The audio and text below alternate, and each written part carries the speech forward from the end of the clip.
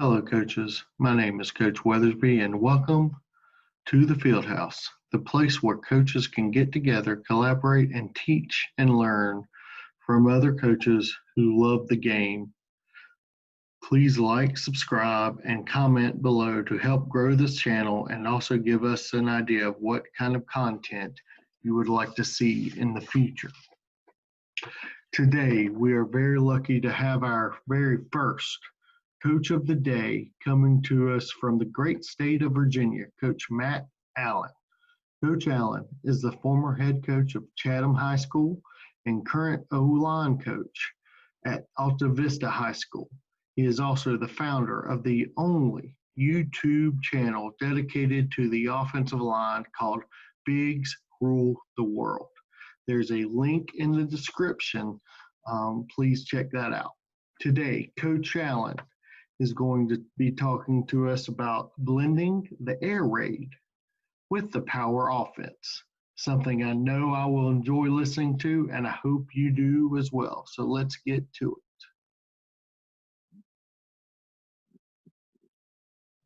All right, coaches, welcome to our very first Coach of the Day with Coach Matt Allen, who's former head football coach at Chatham High School and current offensive line coach at Alta Vista High School in the great state of Virginia. Coach, I'm going to let you go into it first. Before we go into the presentation, I want you to talk a little bit about your YouTube channel. Okay, thanks, Coach. We just got started with a YouTube channel called Bigs Rule the World. If you want to go ahead and subscribe to that, we're having fun with that. Really, it's a YouTube channel focused primarily to offensive line play. Our first video out there, we talked about blocking inside zone and how we did it last year. And then one of the more fun things we've gotten to do over the last few episodes is we're doing a deep dive right now into the wing T offense, where I've gone in and we're breaking down belly, we're breaking down, we're breaking down power, trap, everything that you can run in the wing T and how to block it necessarily. And I really have enjoyed breaking down the history of the wing T as well as, how the plays sort of work together in the different series. All right. Well, that sounds great. I have a link to Bigs Rule the World down in the description. Please like and subscribe down in the description. And Coach, I'll let you go. You got it. All right. Thanks, Coach.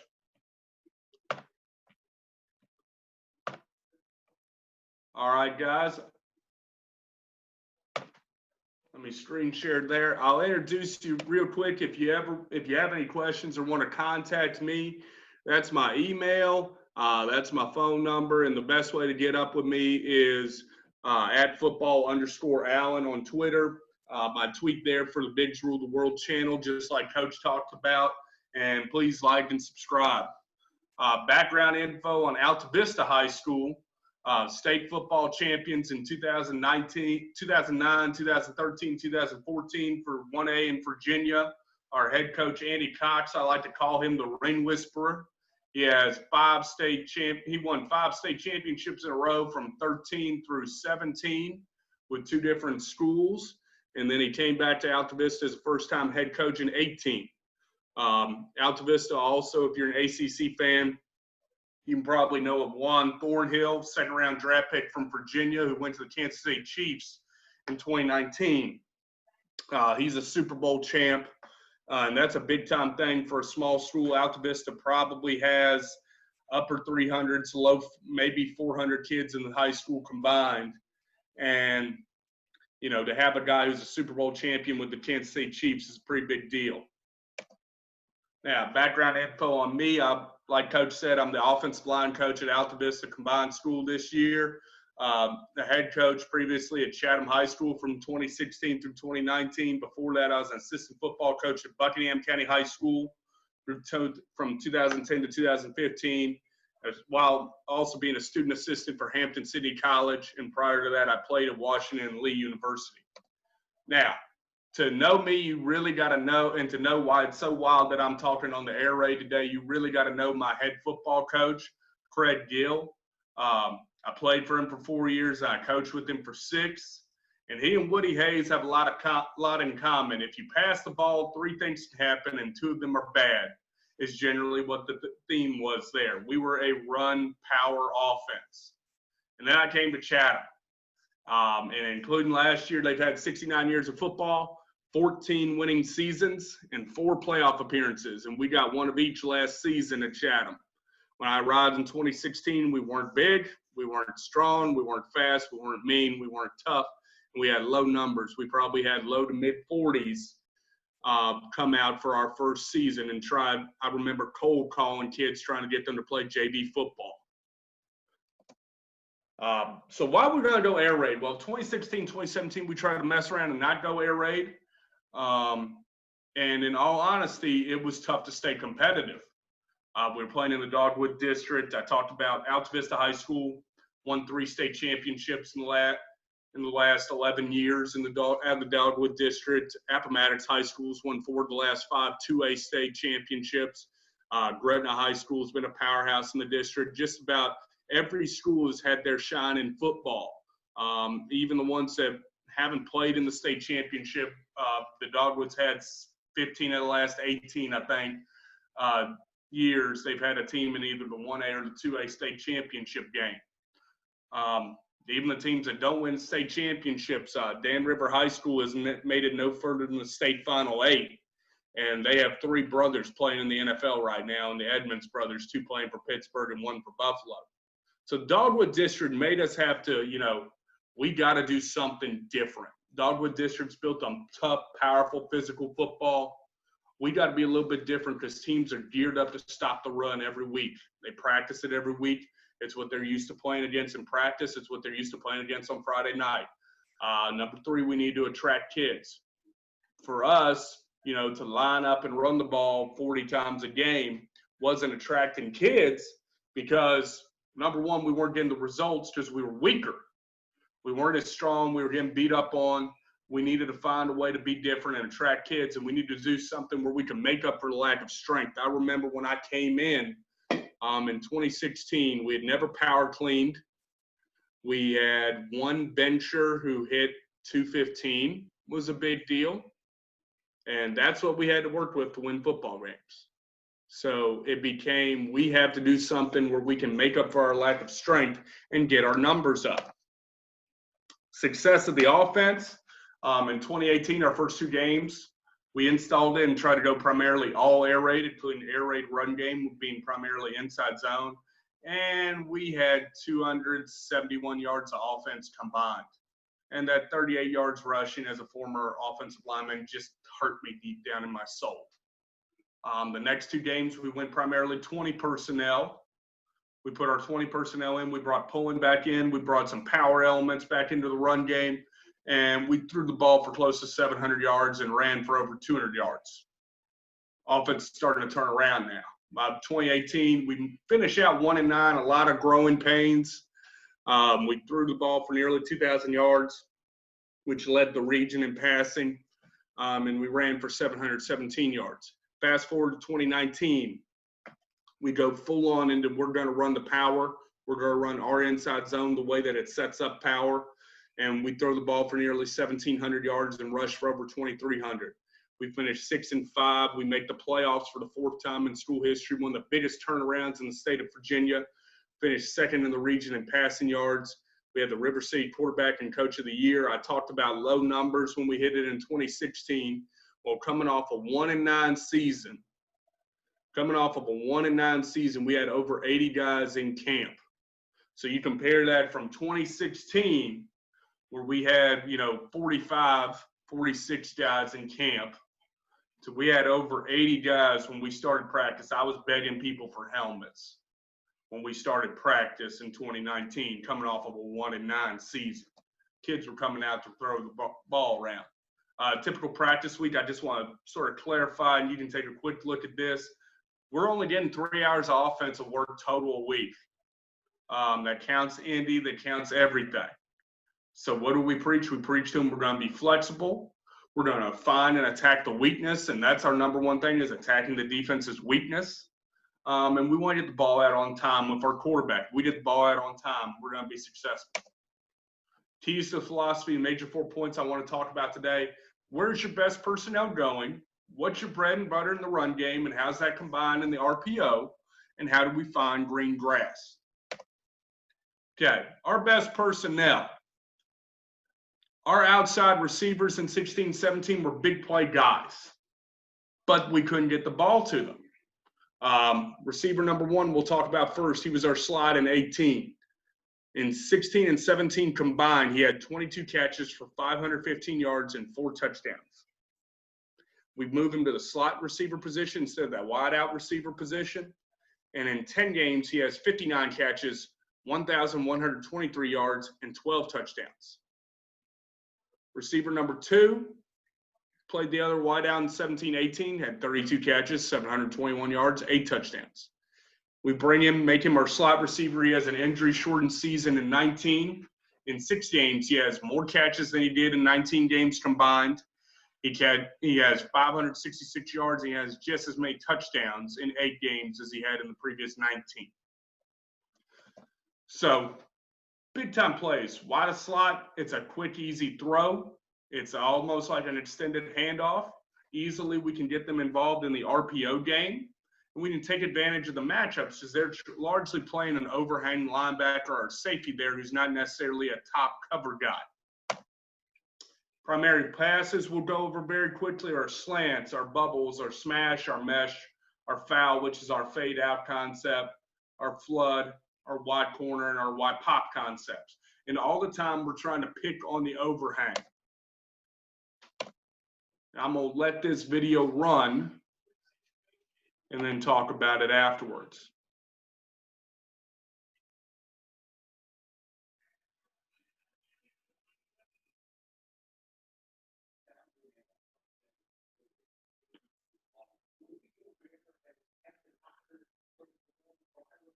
And you see right there, we're just sort of running our slot. We love running our slants. We love to run it out of 3-by-1. We like that H-back to come up and take a 5-step slant. The outside receiver to take a 3-step slant underneath to sort of play with the corner, mess with the corner a little bit there. And our wide receiver to run a 1-step slant, sort of just a get open route. And you see there, we're just sort of feeling out our routes to where the men are covering. You're going to see a good one right here just before we hit play on the video. Our slot right here recognizes William Campbell's in a 4-2 defense. They're going to blitz. They're going full house. They're sending 6. So he just cuts his slant short, and he's open pretty quickly. And then once you get the ball in your playmaker's hands, make plays.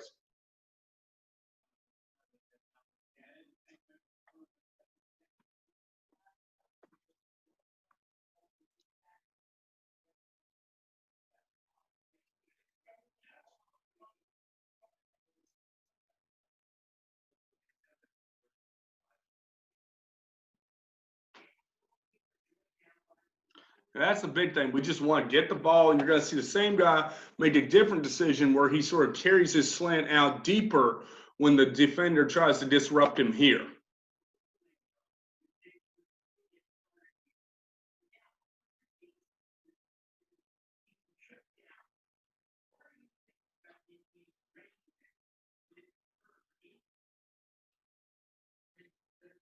Big play right there. Adjustments, we'll shoot the inside receiver off. We like to run the shoot with either the inside guy. I'll just draw it up very quickly. All we're going to do, I love this adjustment.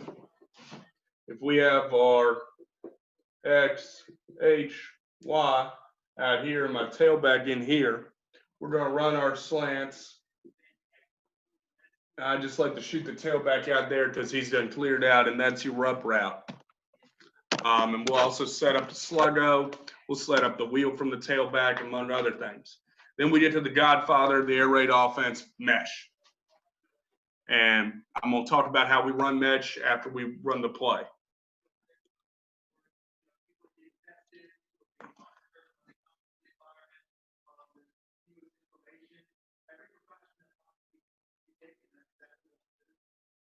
Now, this game in particular, we love mesh. We probably called this play probably 10 to 12 times.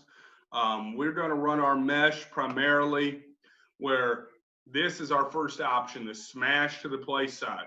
We're only going to run mesh out of deuce right, where our H-backs to the right, our Y's to the left. We're going to run the smash concept where our Z has a post corner and the tailback's hitting the flats to see where the corner's at. Then if the quarterback doesn't like that, he's coming back to the mesh.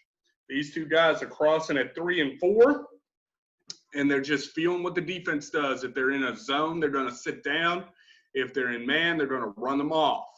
And then looking back to the X side, he has a get back in the picture route, which is sort of a slant turned into a post.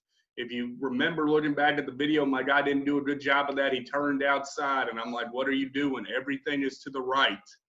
That's why we want to run get back in the picture. Adjustments, we'll take our mesh guys and we'll sit them. We'll take them and we'll stop and come back out. And we'll also send that tailback on a wheel, which means we're going to take the Z, and instead of running a post corner, he's now going to run a post. Smash, probably my favorite 2x2 route. We'll take a look at that up here. Watch our guy who catches the smash. He's a first-year football player. His senior year, a kicker who we figured out to catch the football.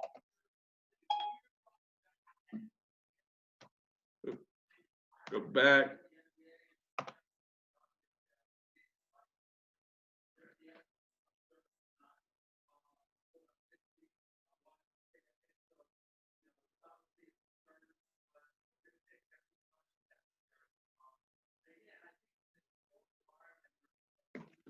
All right, there's our, and we'll also off the smash play, we love to run the fade.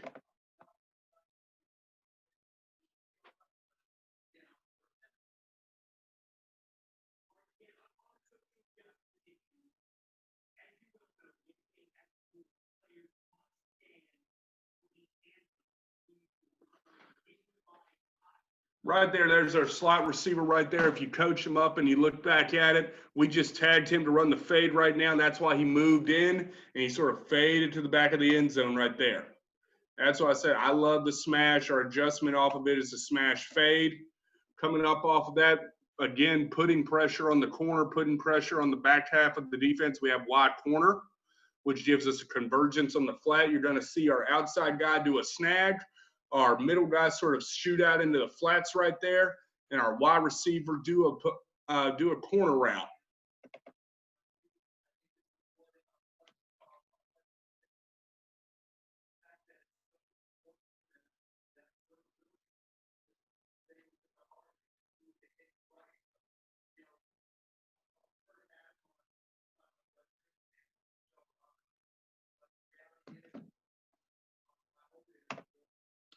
Okay, and again, all we're doing right here is we're playing with the overhang and playing with the corner. The corner's going to have to decide, is he going to honor that bubble or the snag? Is he going to drop back? And we're just going to take what they don't have. Our first read off of it is that get back in the picture route. If he's open here, we just call that a gift route and we just throw it out there. Off of that also, we'll also run it out of 2x2. Where now the tailback's running the get back in the pitch, is running the flat route, and we have the snag flat corner. Adjustments, we'll also run the outside, will run more of a sluggo. We'll also run scissors, where the two inside guys, instead of doing corner snag, are now doing corner post. Okay, there's our scissors concept right there.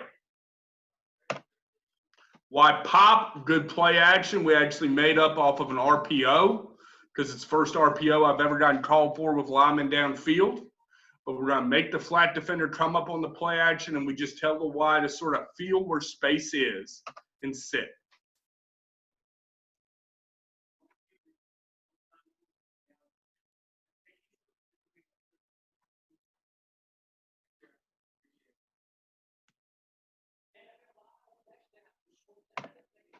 Our bread and butter run type plays, it all revolves around the blocking scheme. Our front side blocking on inside zone looks the same as our G play, and I'm going to talk about that shortly. In 2018, I told you we struggled the ball primarily to run it out inside zone. 2019, now we complement it with G to the front side, or our power play, and bang, our rushing numbers triple. So our inside zone, what it looks like, I've talked about this in clinic video on Bigs Rule the World.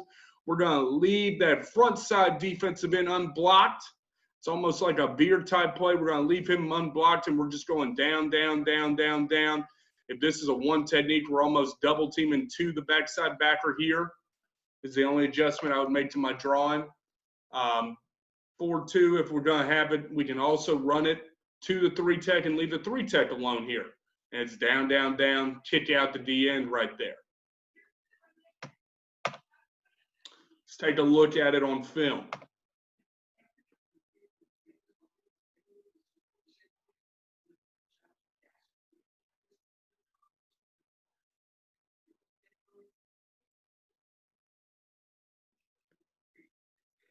There, our quarterback, Ethan, makes a good read. He just gets the guy sucked in and then pulls the ball.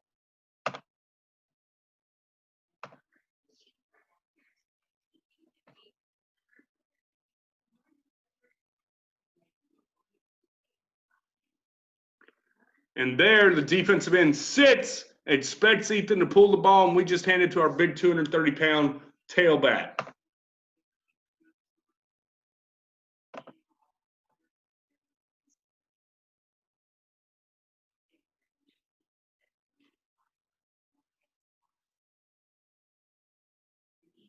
If you were going to sit and read our quarterback, our tailback was going to eat you alive. Now, I will give our quarterback some credit. He did have over 800 yards rushing, but our running back had over 1,100 yards. So, now, how do we do G? Sort of very similar. Okay, we're coming inside here, 3 to the linebacker. Boom. Block back. Pull. The front side almost looks exactly the same as our inside zone play. So if you've been teaching your defensive end to sit for our inside zone play, and then we hit you with a pulling guard, he's going to get planted.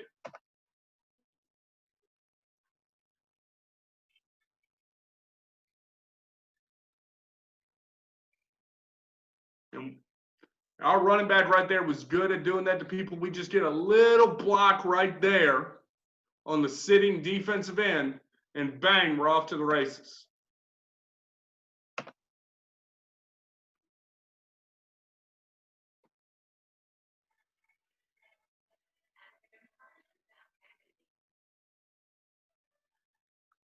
There, we really didn't even need to block the defensive end. He comes so far upfield to play quarterback. We don't get a real good block on him either, but we're able, he takes himself out of the play, and we're off to the races again.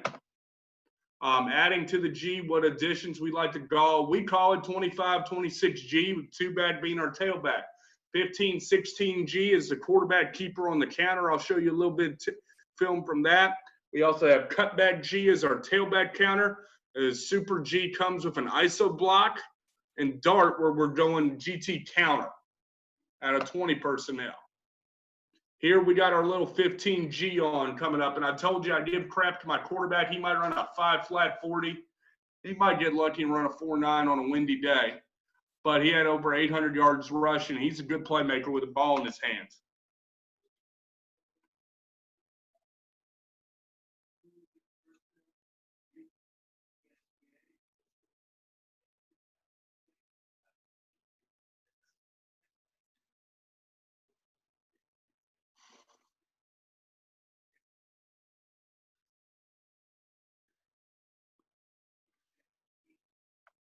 I take it back, that was 16G. I forgot the little cutback he had, most athletic play he had of the year.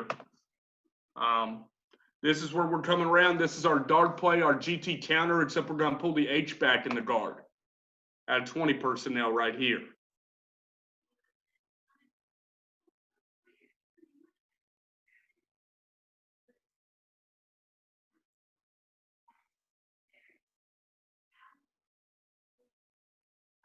And we give the little counter action with the tailback, fake tailback handoff, and our quarterback gets a good big play on first down.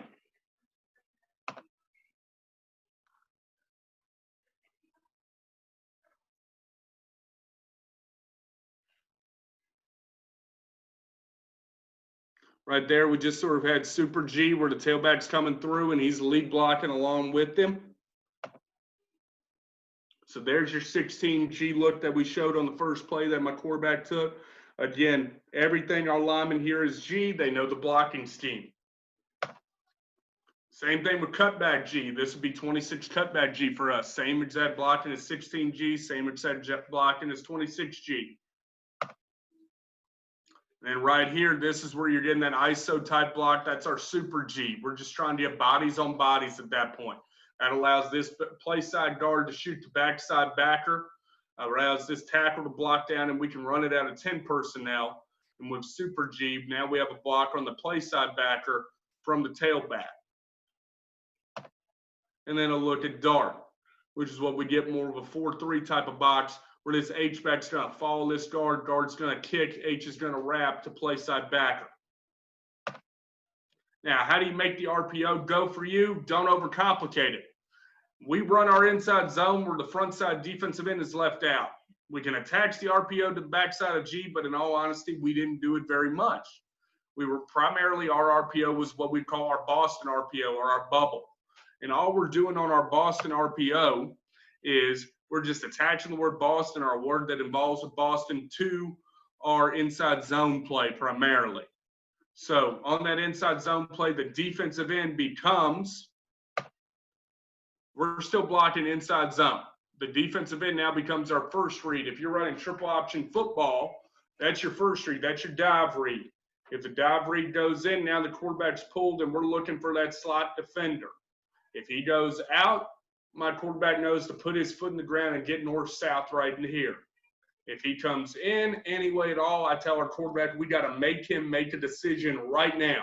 And that's where we throw the ball out there. So we run our RPO. A lot of guys will run it with a backside tag. We like to run it like a true triple option.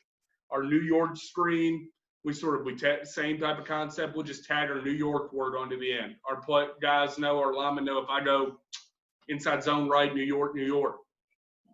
Linemen don't even listen to New York, New York. They know what they're going to do. They're going to hit it, and they're going to block inside zone.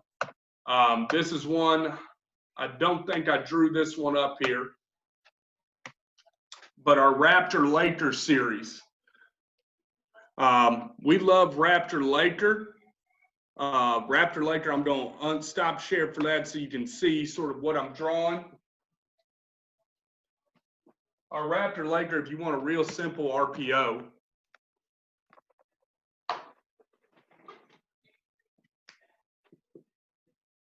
all we'll do is we'll read the box. Okay? We'll read the box right there. We're going to send this tailback on fast motion. Real easy read, okay? On Raptor, we're blocking inside zone right. Laker, we're blocking inside zone left. Really simple, okay?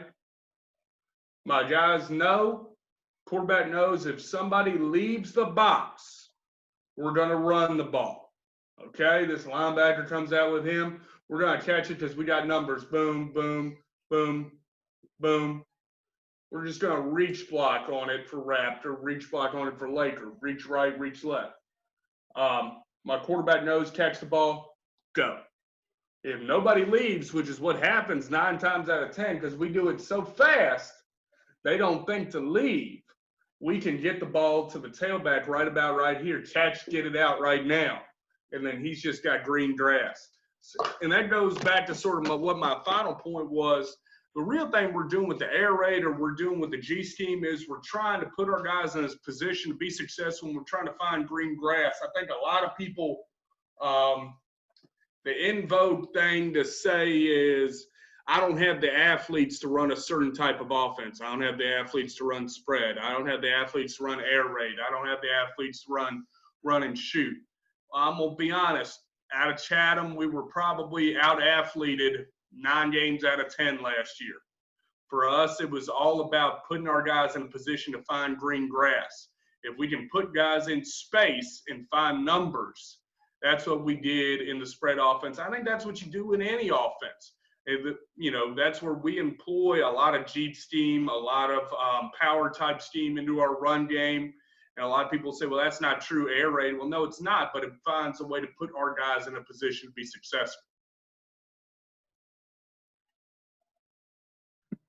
Well, thank you, Coach Allen, for being our very first Coach of the Day. Hope you enjoyed it. I know I did. I learned a lot, especially that inside slot stuff. That was really golden, especially coming from a wing T guy.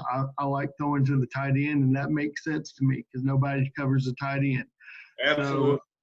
So, thank y'all for watching. If you like this video and want to see more of our Coach of the Day, please like, subscribe, and comment below. And if you have any questions for Coach Allen or myself, you can get at Coach Allen at Twitter at football underscore Allen. There you go. And go check out his YouTube page, Biggs Rule the World. Thank you for joining us, and we'll see you next time on the Field House.